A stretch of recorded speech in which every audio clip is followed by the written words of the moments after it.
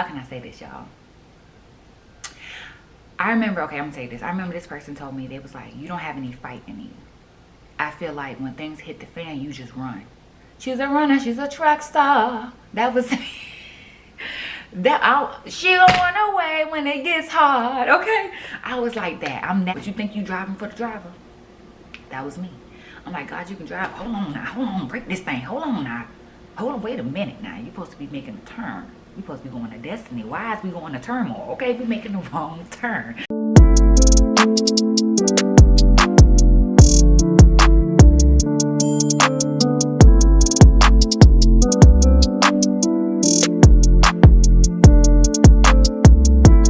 What's up, y'all? Welcome back to my channel. It's your girl YanaSamayria, aka MsRealSpill, aka the Dun Dada, aka that girl. Okay, so I'm back again with another video, and this time we are still in our Job series, but we are going to talk about 3 things that I learned during my Job series, because that whole chapter of my life, the whole season of my life almost wiped me off the map.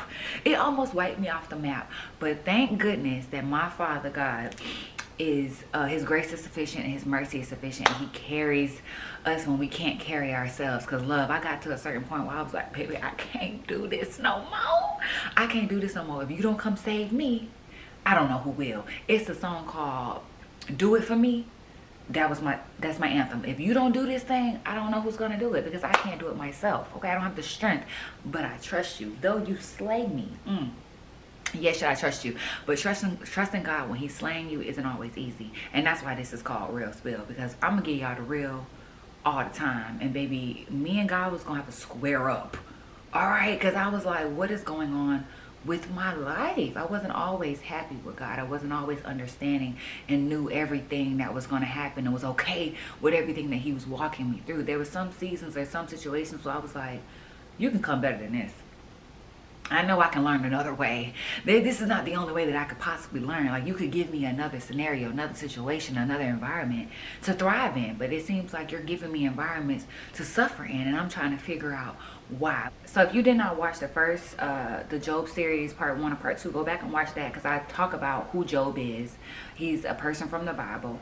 I talk about how I feel like my personal journey coincides with Job's era, Job's journey. I feel like I went through my own personal Job era, and that's not to say that my era looks just like Job's. Like, kids were stripped from me, people died and everything. Like, it wasn't like that. It was just I had my own version of a Job era, because like I said, everybody's journey is not the same. It can be similar, it can feel similar, which is why community is important, because in order for you to reach out to people or to relate to people, you have to have your own journey. But that doesn't mean like you're gonna go to Sarah and be like, Sarah, I fell off the swing today and broke my tooth, and Sarah's gonna be like, oh my gosh, me too. It's not like that. You might be like, oh Sarah, I broke my tooth and I feel so embarrassed, and Sarah's like, that's crazy, I tripped two steps before you got over here and I feel embarrassed too. Let's talk about it. Let's heal this feeling of embarrassment together. And that was just a low level example, but you know what I mean. So I went through my own version of what I felt like Job experienced, and so I'm going to walk you through a couple of things that I learned during this Job era, because I feel like now I'm in the season, and like I told y'all last video, I really wish I would have caught my Job era right when it hit, so y'all could have experienced everything like real raw and uncut. But unfortunately, God was like trying to get to me, but he wasn't able to get to me until the very end when I was coming out. Because sometimes when I'm in stuff, I'm so clouded with what I'm going through, with the principle of the fact, the audacity of the fact that I'm going through this, that it takes me a while to get over that, to stop crying over spilled milk, and to realize like, it is what it is, baby, So finally, when I got to that it is what it is point, God began to I was able to really sit down and really see, okay, what season was I in? What did I learn? And I was able to reflect, and this is what I got from my reflection. All right, so we back in action. We back in action. Got my computer ready. We back at it. Okay, so the first thing I feel like I learned during my Job era was the importance of setting boundaries. And I never knew how important boundaries were until I heard this sermon one day from Pastor Mike, not Mike Todd, but Mike Jr., Pastor Mike Jr. from Rock Nation. That's my dog, okay? But I heard him say, like, you ever met a person that's so angry? A person that walks around really angry throughout their whole life is a person that does not have any boundaries. And that kind of like hit me in my throat, like, ugh. in my throat because I was just like, is that why I'm aggravated and agitated and irritated? Like, is that what's going on? And when I really sat down to reevaluate my life, I realized I was operating outside of boundaries. Outside of boundaries for other people, and outside of boundaries for myself. I can't hold you to a boundary if I don't even set boundaries for myself. Even God gave the ocean boundaries. Everything is supposed to have boundaries. When he was making this world, everything had boundaries. You know what I'm saying? So for you to walk around this earth to think you don't have to have boundaries, it's crazy. I'm talking to myself. It's crazy, Ayana. So I had to learn how to assert boundaries. I had to learn how to not be such a people's pleaser. And I had to learn, most importantly, that people that are supposed to be around you will be happy with your yes, and they will be happy with your no too. I was around people who was happy with my yes but couldn't take my no. So it made me feel like, okay, if as long as I'm saying yes, sure, I'll do that for you. Yeah, I'll get that for you. Yeah, I'll go there with you. Even though in my spirit or in my mind, I'm like, I really don't want to go. I really don't want to hang out, or I really don't want to listen to that, or I really don't want to say that or talk about this. I really don't want to deal with this person in close proximity. But because I don't have boundaries, and because I want to have all these people around me to make my life look busy, I'm stuck. And I'm aggravated because I don't know how to exercise my no. So God had to really deal with me on, because I was really angry that people were using me. I'm like, I feel used and washed up, and people are like throwing me away. And God's like, well, no, you know that everything that's supposed to be in your life will be in your life. But you also have to know that you can't walk around here allowing people to be things that they shouldn't be in your life, all because you don't have boundaries. And boundaries is an umbrella, and there's a lot of things up under boundaries. But for me, my problem was making associates friends. Trying to make you're supposed to be my associate, but I'm trying to make you my best friend. You're supposed to be a platonic relationship that helped me learn or grow in business or whatever. But I'm trying to make you a romantic partner. So I don't have boundaries to put you where you're supposed to be placed, because I feel like, okay, just because you want to do it, it's okay. I'm supposed to do it. So just because you want to date, I have to say yeah. Just because you want to be friends, I have to say yeah. Because if I don't go, you're going to look at me different. No more. When God taught me the importance of boundaries, I began to say, it's okay for me to say no. It's okay for me to tell you this is not going to work for me. It's okay for me to tell you that, because in the event that I don't, I'm giving myself the short end of the stick, and then in return, I'm trying to blame you for it. I can't blame you. God told me one time, you're protecting yourself too much. You getting too hard on the situation, all because you lack boundaries. That's where this thing all began. So it's okay to say no, y'all. It's okay to set those boundaries and tell people, I'm not on that no more. I'm not doing that. And if they look at you crazy, or if they talk about you, those are not your tribe. That's not, those people are not a part of your tribe. Those people are the people that's going to get left behind. And it's okay to leave people behind. A part of boundaries is saying, you can't go past this point in my life. You served me up until this point. But after this point, I have to go fly on my own. And that's okay. That's okay. Because, not all endings are bad endings. Just because they can't go with you any further doesn't mean they're a bad person. In some cases, they are. And God knows that what they have in them is not going to be conducive to what you have in you. But in some cases, it's like, okay, y'all just going in two separate directions. It's not that you're bad or they're bad. They just can't go with you to this promised land. Because they have their own promised land over there. And if they go with you, tag along with you, they're going to miss theirs. So not everything is bad. Not every time you set boundaries, it has to be a bad thing. But you must set boundaries. Okay, now that I learned that, I'm walking around here a little bit lighter. Because I'm like, no. I said no. And I mean what I said. And I would say no in a lot of different ways. It's not like I had no boundaries. But in situations when it came to relationships with people, platonic or romantic, I ain't had no boundaries, child. It was free for all. I mean, up until a certain point, because you ain't gonna do whatever. You know me, But for us, initially, I was going with the flow, like whatever they want to do, because I don't want any conflict. I don't want to cause any problems. I ain't got time for all that. It's a problem now. If it's up, then it's stuck. All right. So the next thing I learned during my Job era was my detachment/attachment issues. Okay. A lot of people, well, not a lot of people who know me Some is split. Some will say Ayana is so detached, and some will say Ayana really is attached. Ask my mama, she'll say I'm attached to people. Ask my friends, they'll tell you I'm detached for people. And it was very confusing to me, okay? And God had to teach me how I was holding on unnecessarily to too many things. And then in the same breath, I was releasing too many things without, how can I say this, y'all? I remember, okay, I'm gonna tell you this. I remember this person told me, they was like, you don't have any fight in you. I feel like when things hit the fan, you just run. She's a runner, she's a track star. That was me. She don't run away when it gets hard, okay? I was like that. I'm that type of detached, and I'm the attached where it's like, I don't want you to go. Like, I don't want to let you go. If I had you in one point of my journey, I want to keep you through my whole journey. Why can't, it was like a video that I seen on Instagram. It's like, but I want to keep him. And God's like, no, you can't give him. No, but I want to keep him. That was me. Every time God gave me something or God gave me somebody, it's like, I want to keep them for the rest of my life. Like, because I was so attached to the idea that I needed people. I don't want to be alone. I've been alone my whole life. I want people around me. But God's like, quality over quantity, Ayana.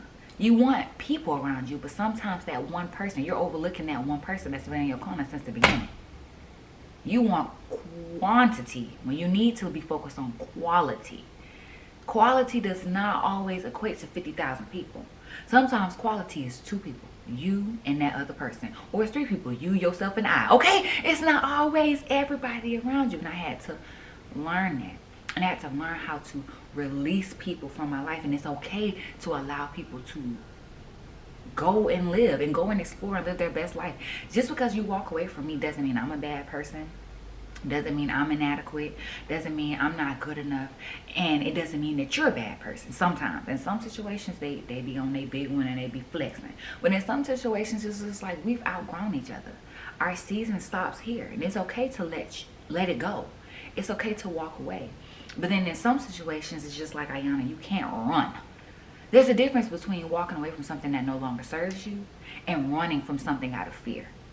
Because it's some things and some people are placed into your life to bring things out of you. To put a mirror in front of you and say, this is who you are. This ain't pretty, is it? This is what you're dealing with. And if you are so detached, you'll run out of fear. I was running from people that was like, hey, dude, I'm just here to help. And I'm just like, hey, gotta go. Because I don't know what you on right now, you know? And then the people that was like, hey, I'm trying to run from you. I'm like, no, stay. So I had it all types of messed up, y'all. So now God has been able to sit me down and show me everything works out for your greater good. Because you know me and I know you. So if this person came into your life in this season, and I allowed this person into your life in this season, it's for a reason. That doesn't mean that they stay. Their season could be, the season that you have with this person could be 14 days. If I intended for it to be 14 days, that's what it's going to be. And the problem is when you take that 14 days and try to roll it over to 15, 30, 45, 365. God, like, didn't I tell you to let them go after them 14 days? And it's like, because we're human, we're like, I don't understand. Because sometimes every ending isn't bad, like I said. So sometimes you have to walk away from people, or people have to walk away from you, and the ending wasn't bad. So now you're looking at it like, God, what's the reason? Nothing happened. Everything was good. Why do I have to remove this person, or why is this person walking away from me? And God's like, time's up. I put you in that person's life for a reason, to show them X, Y, and Z, or for them to show you X, Y, and Z. Now that you've seen what I wanted you to see, it's time for them to go continue their journey, and for you to go continue yours. But if you're so stuck in attachment, you will force something that was never meant to stay. And then you'll wonder why your life is looking like, or you feeling like, what in the world is going on? Because you have things around you that are outdated. They are expired. And because you don't want to let them go, they're spoiling. And you know something, about when things spoil, right? So if you have fruit and you put a spoiled piece of fruit next to a nice, good, ripe piece of fruit, that good piece of fruit will become tainted and will be spoiled just by touching the spoiled part of the other fruit. So you wonder why your life, parts of your areas of your life are being spoiled. Things are happening. It's because you're attached to things that are expired. Let them go. Let it go. And it doesn't have to be a person. It could be a thing. It could be an addiction. For me, it was weed. I'm going to get real transparent. Transparent, child. I stayed in Georgia for a year, and I swear I'm country. I'm going to be real transparent with y'all. I had an attachment to weed. I am now trying to detach from weed. Y'all know this real spill. I'm going to give y'all the raw, honest truth. I had a real problem with weed, and I had been attached to weed for so long, and I didn't understand why. I used weed to calm my nerves, because that's back when I was a firecracker, and I will go off at the drop of a dime. That's not healthy. If you're doing that, stop it. It is not healthy. I will go off at the drop of a dime. You say what to who? Huh? What you, baby? I didn't hear you correctly. What you say? Oh, okay. I was like that. So weed was the thing that I went to calm me down. If I was crying, I went to weed. If I was angry, I went to weed. If I wanted to have a good time, I went to weed. It was a comfort zone for me. And I became very, very attached to it. And it took for me to go through my Job era. And in the beginning of my Job era, I was depending heavily on weed. Because I'm like, I'm experiencing something I ain't never experienced before. I'm stressed. Okay, I ain't never seen no times like this. Okay, so I don't know how to react to it. So I went to what I know. Or what I knew, and it was even worse. Like, it was like I was really dependent on this. I was so attached to this thing because I was experiencing an unfamiliar territory, but I was too attached to one of the things that was causing the problem, y'all. So God had to really work with me through this, and he's still working with me through it. I'm not gonna sit up here and lie to you and tell you that I'm perfect and a blunt don't never touch my lips, because baby, God's still working on me, and that's why I'm doing this series, and that's why it's called Real Spill, so you can see how God changes my life in real time. I ain't trying to fake it with you and tell you, oh, let me show you how God helped me heal from weed. Oh, he waved his wand and I'm healed. I don't like weeds no more. It ain't like that. It ain't like that. Even Paul said, I have a thorn on my side. The things that I want to do, I don't. The things that I should do, I don't. The things that I shouldn't do, I do. And that is my issue. That was my whole issue. Like, I'm too attached to it. I don't know how to, Lord, help me, please, you know? And I feel like that's something that God walks you through, because he wants to show you your strength on the other side of it. So sometimes God's not going to snatch the, you'll pray like, God, I'm too attached to this thing, or help me. God sometimes won't snatch it from you, depending on what it is. Sometimes he will, because he's like, you putting this too much before me, so I got to take him from you, or I got to take her from you. But when it comes to things, for me, my own personal story, I feel like God is choosing to walk me through it, because you never know what's on the other side of you walking through it. He might be walking me through this so that I can help somebody else. There may be somebody watching this video that's addicted to weed, or addicted to porn, or addicted to, liquor. It's all the same. It's just an addiction, no matter what you're addicted to. It's the same. It's the same umbrella. So it might be like, I'm walking you through this so you can help somebody else.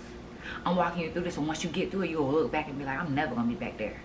I appreciate where God has brought me to, and that attachment is done. So that's the second thing I learned, child. My attachment and detachment issues. Okay, work on it if you got it. The third thing, y'all, and this is probably the biggest thing, because I really struggle with this, control. Y'all, I'm a control freak, and I'm gonna tell you a story about this lady in the Bible. It's a couple stories about control freaks in the Bible, but I'm gonna tell you this one, probably two. I'm gonna touch on two stories in the Bible about control. But I had a real control problem. Hey, God, it was my way or the highway. You gonna do this the way I want it done. I'm gonna pretend that I'm letting you drive. I'm sitting there. You know how you a passenger seat princess, but you really driving because you pushing your foot down on the, like you got a brake in front of you, and you like, oh, trying to steer, but you ain't got no steering gear in front of you, but you think you driving for the driver. That was me. I'm like, God, you can drive. Hold on now. Hold on. Break this thing. Hold on now. Hold on. Wait a minute now. You're supposed to be making a turn. We supposed to be going to destiny. Why is we going to turmoil? Okay, we making the wrong turn. Okay, so I was trying to control too much, and I was frustrating myself, because it's just like, why is it not working? And God says, by my will, my glory will be done in your life, because that's what you pray for. You want my glory to be done, but then you don't want to let me drive. Make that make sense. So I had to learn how to relinquish my control, and I'm still learning. I have to tell myself daily, every day, like, Ayana, give it up to God. It's not in your control. And I'm starting to learn as the days go by. I'm calming down, because it's just like I was so on edge. I'm going like hyperventilating, chest tight. Had to go to the hospital off of anxiety, y'all, because I was trying to steer this ship, and the ship was too heavy for me. But I didn't want to admit that this thing is out of my control. I don't know how to handle this. I didn't want to admit that, so I'm still trying to like steer, tiring myself out, child. I gave myself tendonitis because I'm trying to do too much, you know. So I had to relinquish that and say, God, just do what you're gonna do, baby, because I can't take this no more. I can't drive this ship no more. It's too heavy for me. Until you show me, or until you help me build my strength, you got to take control. And now that I'm letting God take control, I don't even want to be in the driver's seat no more. Because it's like, when you ask me, my answer is, baby, I don't know. We gonna see. We both gonna see. We gonna see what God got going on for us. I'm letting him have full reign, and it's making my life seem so much better. Because I don't have to stress about the small stuff. I don't have to stress about the big stuff. I can control what I can control. If it's something outside of my control, it's not meant for me to control. I learned that. If it's something that I can't handle, or if it's something that I can't change, that means it's not meant for me physically to change it. Instead, I was trying to force it to change, but sometimes it's not meant for you to do nothing. God is showing you this big problem so he can show you, so when the solution comes, you know it's him. It's his glory, not you. It was his will, his might, his power, not yours. So I feel like that's what God was allowing me to do. You try this thing with all your might. Go ahead, run amok, have fun, Ayana. Tire yourself out, baby girl, with all your might. And when you done playing, because I'm not gonna entertain it. I'm not gonna intervene. I'm gonna be here to guide, you know, to protect you. I'm gonna put a barrier around you so you won't hurt yourself.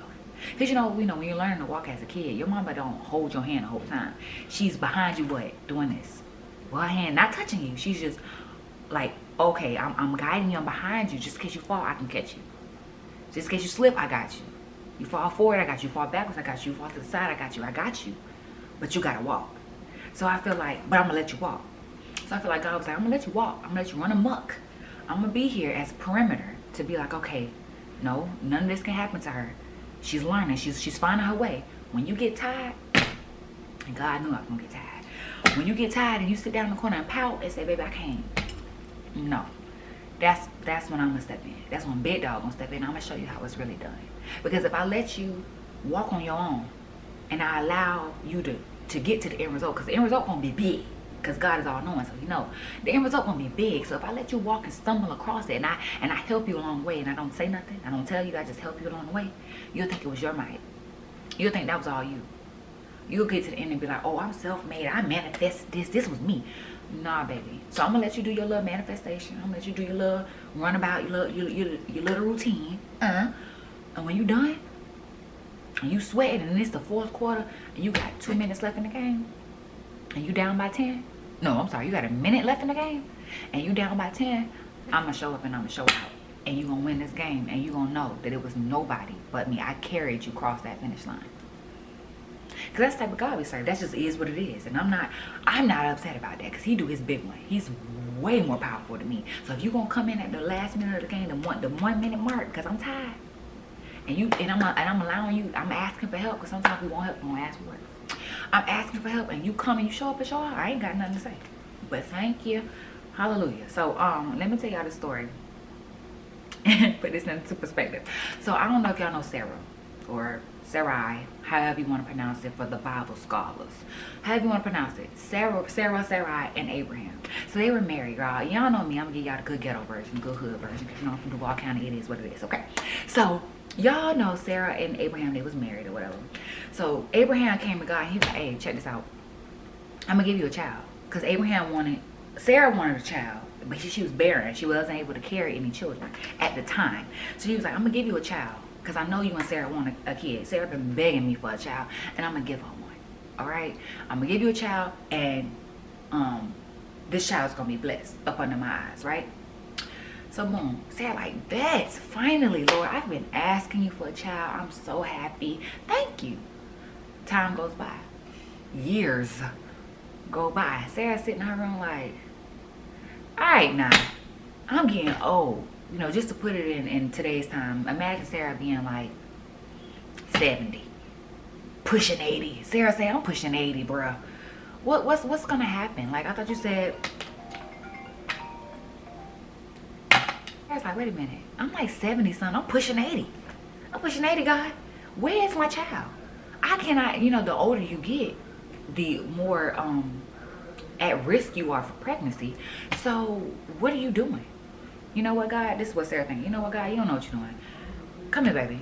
She asked Abraham to come here. You know. When a man really love you, he'll do what you ask him to do. He'll do anything you ask him to do. Okay? Take it from Adam. That's control freak too over there, Miss Eve. Anyway, she done business. She me. Anyway. So Sarah like, come here, baby. Abraham like, yes, babe. Sarah like, listen, check me out. Check me out. Hold on, y'all. My mama keep calling. She keep calling. And hi, I'm in the middle of doing a video. Say hi to the camera. No. Say hi. Don't cover your face. No. I am just like hurt right about now. Because you and your sister don't want to talk to me. I am doing a video. It's not that I don't want to talk to you. I'm just doing a You video. didn't want to talk to me last night and meet your sister. What is going on? What did y'all come together and say we're not talking to the mom today? Okay. Well, call me later. Okay. Love you. Love you. Y'all think I'm dramatic. Where do you think I get it from? Anyway. So, boom. I'm going to start the story over because she's going to throw me off. So, it was this lady named Sarah and Abraham. They was married, happily married too. They was getting up there in age. Sarah really wanted a child. And so she was like, hey, you know, God, I really want a kid. Like, I know I could be a good mom. I know I'm fruitful. I know this, right? God's like, okay, I got you. I'm going to give you a child. She tells Abraham, listen, I'm going to give you a son. And this son is going to be my dog. Like, I'm going to really love and cherish this son. I'm going to give it to you. He didn't say when. He didn't say how. He said, I'm going to give you a son. So they say, Sarah and Abraham say, bet. Okay, we're going to wait on the Lord. God said He's going to give us a son. We trust Him. Boom. Time to start ticking, right? Now, to put it in today's perspective, imagine you like 70. Sarah like 70. She like, Lord, I'm pushing 80.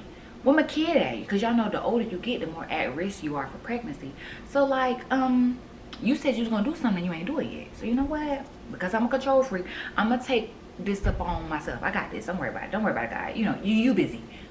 I got it. So Sarah tells her husband, baby, come here. And you know, when a man really loves you, they're going to do what you ask them to do. Take that from Adam and Eve. Okay? So when a man love you, that's how you know your man love you. You ask him to cross, if you ask that man to cross the ocean and he say, okay, what time? That's your man, okay? So Sarah says, baby, come here. I need you. God told me He's going to give me a child, but He's taking too long. So this is what I need you to do. I need you. We got a maid. I need you to go sleep with Hagar. Go sleep with her. Because I'm going to have my child through her. Because I'm having me a son before I die. And I'm getting old. And I ain't got time for this. I'm having me a son before I die. And I'm not going to wait on God to give it to me. Because He's taking too long. I'm not waiting on Him no more. So Abraham's like, are you sure? You know, I can imagine Abraham like, he could have sex with somebody else, right? So I bet you he was like, you sure, baby? Are you positive? I ain't gonna ask you 2 or 3 more times. I'm just gonna make sure this one time. You sure? Sarah like, yes, babe. And you have my full permission to go knock her boots so you can give me a son. And Abraham said, well, if you insist, baby, you know, ain't no take these back seats. Like, you say this, I'm gonna go do what you told me to do. I'm gonna go do just that. I'm gonna give her a son. All right, okay? So he goes and he lays with Hagar. So the Lord is like, did she? I know good and goddamn. And did he listen? Okay. So the Lord's like, okay, wait a minute. I told you I was gonna give you a son, and you turn around because I didn't do it on your timing. You turn around and produce your own promise, even though I gave you a promise. Okay. So in the end, Abraham's son that he had with Hagar was like the Tasmanian devil. He was raining hell on Abraham. Okay, stressing them out. Think about having a kid that's bad as ever. Stressing them out. God's like, listen, you could have waited on my promise. And God still fulfilled His promise to Sarah. Even though she was disobedient. But she was definitely being a control freak. Now they got a menace to society on their hands. So that's your business. You know, God's like, you know, you want to go outside of what I told you. You want to be a control freak, all you're doing is exhausting yourself. All you're doing is going to make your situation worse than what it could have been. Worse than what I intended on it to be, because you're trying to control everything. Let me do this. Let me do what I do, just like he told Job. So what you think, you know everything? You know what time, you know how to speak today, you know how to speak tonight, you know how to do what I do? If you can do my job, baby, do it. I give you permission to do it. That's what God tells control freaks. If you can do my job, baby, get it done. I sit back, kick my feet up, and watch you do just what you think I do.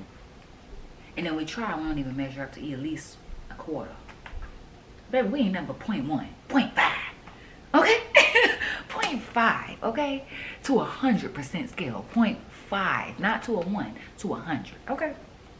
So, I had to learn 3 major lessons during my Job era, and I feel like I learned way more than that. That's just something that I learned way more than that. But the importance of setting boundaries, my attachment issues, my control freak issues, God had to really deal with me on those things, because in order for me, what's in my next season, those things couldn't go. In my next season, I can't be a control freak, because I'm going to be in environments and in rooms that I ain't never experienced. I'm speaking this thing. You don't be a hater and try to tell me I think I'm better than you. No, I'm speaking it. You can speak it too. So I'm be in rooms that I ain't never been in before. I be in rooms that I feel like sometimes I'm like, this is a big room. But God knew that I wasn't going to be able to bring control in that room, control in that environment. You know what I'm saying? Or detachment and attachment. I'm about to get ready to go to a new territory, a new atmosphere. Everybody can't go with me. Even people that's been with me since the beginning, they can't go with me. I have to learn that that's okay. I have to learn to detach from these people, or to be okay with them walking away from me. That's okay. I have to learn in my next season, in my new season, boundaries are going to be important. I'm not going to be able to share everything with everybody. I'm not going to be able to be everywhere that I used to be. Say everything that I used to say. Do everything that I used to do. I'm not going to be able to. I'm going to have to put people in categories appropriately to what they bring to the table. So what fruit basket they bring to the table. Are you bringing the spoiled fruit? Are you bringing the fruit that's good and fresh and look like it's out of Trader Joe's? What you bringing? You know what I'm saying? So I just have to, these things that I learned, I need it for my next season. And now that I feel like I'm able to sit down and reflect, and I feel like I understand a little bit more, God is like, okay, here's a green light for you to go into your next season, because sometimes he will stop you. There will be a delay, because he's like, I can't afford for that ego to go. I can't afford for that anger issues. Those anger issues you snapping on everybody, I can't afford for that to go. And in your new season, you're going to ruin my promise if I let you go into the season with all that mess, with all that baggage. So I got to clean you out, polish you up. So when I walk you into what I have for you, you'll know exactly why you're supposed to be there. But all right, y'all. I'll see y'all next time. I love you. It's your girl, YanaSamayria, baby. And I'm out. MsRealSpill, signing out.